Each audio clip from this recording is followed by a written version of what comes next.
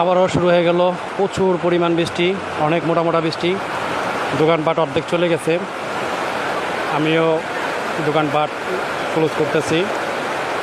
এই দেখতে পারতেছেন, অতিরিক্ত বৃষ্টি হলে ধরেন যে সব কিছুই ডুবে যাবে। তারপরও আলহামদুলিল্লাহ প্রচুর পরিমাণ বৃষ্টি হইতেছে। আস্তে আস্তে দেখি গোছায় ফেলাবো, গোছায় ফেলাইতে ফেলাইতে যদি একটু কমে যায় গাড়ি রাখ দিব, চলে যাব। আজকে বেচা কিনার হবে না, কাস্টমার যাই একটু পরে আসতো তা আসার হবে না। এই দেখেন একজন লোক খেলনার দোকান থুয়ে এখানে বসে রয়েছে, এখানে জুতার দোকান ডাইকা রাখছে, প্লাস্টিকের দোকান। আর ওই যে একজন দেখেন ভাইরাল কেক বিক্রি করার জন্য প্রস্তুতি নিচ্ছে, উনি আর কেক বিক্রি করতে পারতেছেন না, বসে বসে খাড়ায় খাড়ায় মোবাইল টিপতেছে। এই হলো আমার দোকান অবস্থা, মাল গোছাইতেছি, দেখি কতটুকু কী করা যায়।